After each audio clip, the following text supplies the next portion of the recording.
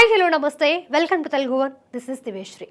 పాత తరం నటుల ప్రస్తావన వస్తే మొదట చెప్పుకునే పేరు ఎన్టీఆర్, ఏఎన్ఆర్. తర్వాత ఖచ్చితంగా వినిపించే పేరు ఎస్వి రంగారావు. పౌరాణికమైన, సాంఘికమైన, అది ఎలాంటి క్యారెక్టర్ అయినా అందులో పరకాయ ప్రవేశం చేసి ప్రేక్షకుల్ని రంజింపజేయడం ఆయనకి వెన్నతో పెట్టిన విద్య. తన సహజ సిద్ధమైన నటనతో ఎన్నో అద్భుతమైన పాత్రల్ని పోషించిన ఎస్వీఆర్ సినీ జీవితంలో ఎన్నో విశేషాలున్నాయి, ఎన్నో వివాదాలు కూడా ఉన్నాయి. కొందరు నటీనటులతో, దర్శకులతో విభేదించిన నటుడిగా ఆయనకి ఉన్న విలువ ఏమాత్రం తగ్గేది కాదు. కొన్ని పాత్రలు ఆయన కోసమే పుట్టాయా అనిపిస్తాయి. మరికొన్ని పాత్రలు ఎస్వీఆర్ తప్ప మరెవరూ చేయలేరు అనేంతగా అలరిస్తాయి. తెలుగు సినిమా చరిత్రలో ఒక మహానటుడిగా తన ముద్ర వేసిన ఎస్వి రంగారావు జయంతి జూలై 3న. ఈ సందర్భంగా ఆయన జీవితంలోని కొన్ని విశేషాలు, వివాదాల గురించి తెలుసుకుందాం. మహానటి సావిత్రి సెట్లో ఉన్నారంటే ఆ రోజు జరిగే సీన్లో నటించే మిగతా నటీనటులకంతా ఆందోళనగా ఉండేది. ఎందుకంటే ఎదుట ఉన్నవారు నటనలో ఎంతటి దిగ్గజమైనా తన హావభావాలతో వారిని మట్టి కరిపిస్తుంది.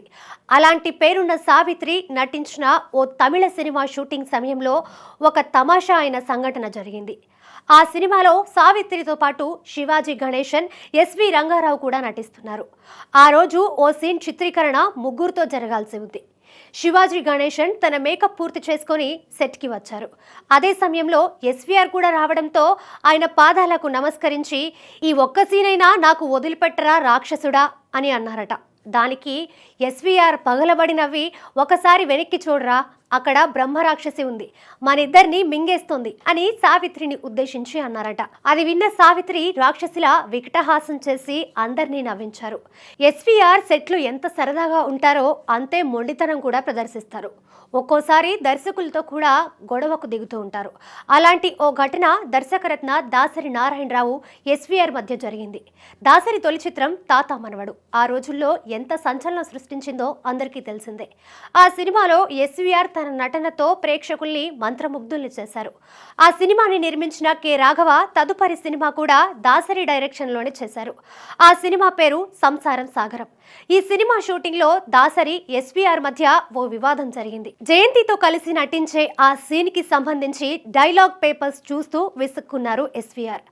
ఈ సీన్లో ఇంత లెందీగా ఉండే డైలాగ్స్ అవసరం లేదు అంటూ అందులోని కొన్ని డైలాగ్స్ తొలగించారు ఎస్వీఆర్. అది చూసిన దాసరి అవి తర్వాతి సీన్కి, క్లైమాక్స్కి లింక్ అయి ఉన్న డైలాగులని, తప్పనిసరిగా అవి ఉండాల్సిందేనని పట్టుపట్టారు. ఆ మాటకు కోపం తెచ్చుకున్న ఎస్వీఆర్, నేను ఇంత సీనియర్ని, నాకే ఎదురు చెప్తావా అంటూ షూటింగ్ స్పాట్ నుంచి బయటికి వెళ్లి కారులో వెళ్ళిపోయారు. ఆ కారు వెనుక నిర్మాత రాఘవ మరో కారులో బయలుదేరారు. ఎస్వీఆర్ కారును రాఘవ చేస్ చేయడం మొదలుపెట్టారు.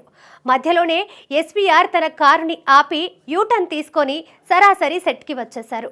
అది చూసి సెట్లోని వారు, ఆయన వెనకే వచ్చిన రాఘవ అందరూ ఆశ్చర్యపోయారు. నువ్వు రాసిన డైలాగులే చెప్తానులే అంటూ ఆ సీన్ పూర్తి చేశారు ఎస్వీఆర్. షూటింగ్ పూర్తయిన తర్వాత, నేను చెప్పాను కదా అని నువ్వు డైలాగుల్ని తగ్గించుకోలేదు.